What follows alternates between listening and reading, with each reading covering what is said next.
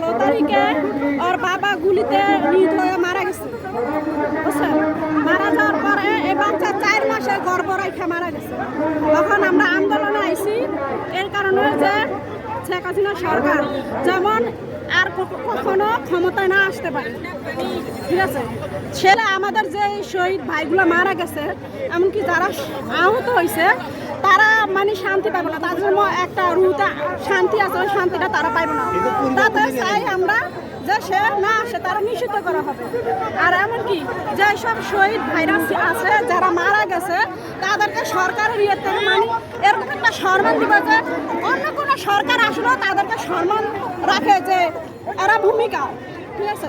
অন্য কোনো দল আসলে যে ফালাই দিব যে এরা দেশ স্বাধীন করলে গেছে এদেরকে ফালাই দেয়, ওটা করতে পারবো না। আমরা ওই সম্মানের জন্য এদিকে আসছি। আর মেন কথা হয়েছে যে সরকার যেমন শেখ হাসিনা সরকার যেমন না আসতে পারে তারা যেমন নিষিদ্ধ করা হয়, এই কারণে আমরা এদিকে আসা।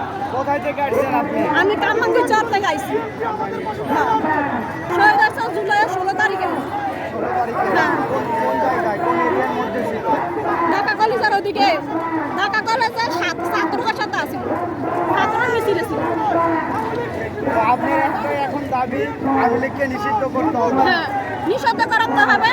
এমনকি যেসব বাইরে মারা গেছে শহীদ আর যারা আহত আছে তাদেরকে সরকারিভাবে মানে তাদের সম্মান দিতে হবে। যে জায়গায় যাইবো তারা যেমন একটা সম্মান পায় যে হ্যাঁ এদের একটা সম্মান আছে, রাষ্ট্রীয়ভাবে একটা স্বীকৃতি চাই আমরা।